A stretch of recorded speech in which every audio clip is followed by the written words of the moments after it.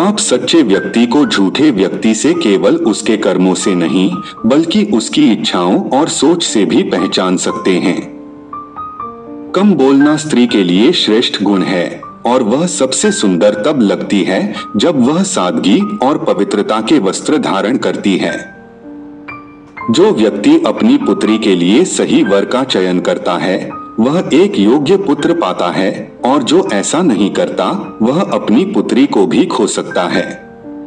एक बुद्धिमान और मूर्ख व्यक्ति में यह अंतर होता है कि बुद्धिमान वही चाहता है जो संभव और धर्मानुकूल हो, जबकि मूर्ख असंभव और भौतिक इच्छाओं में उलझा रहता है। आपकी सोच आपकी सबसे बड़ी शक्ति है।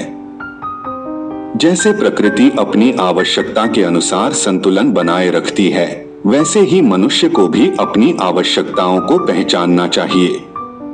यौन संबंधों को संतुलित और पवित्र मानना चाहिए। यह केवल वासनाओं को नियंत्रित करने का माध्यम नहीं, बल्कि एक आत्मिक मिलन है।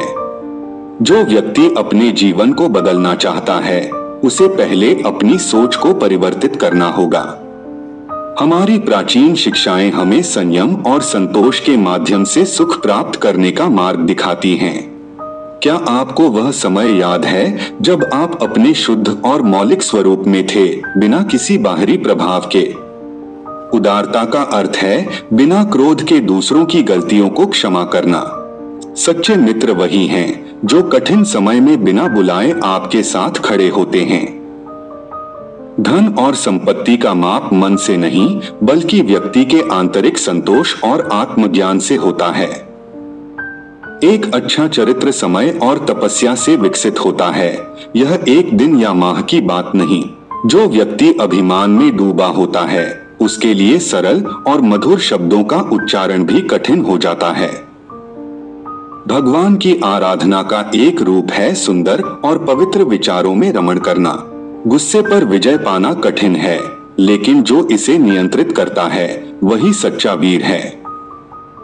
एक अपराधी जो पश्चाताप करता है वह अभी भी उद्धार के योग्य है।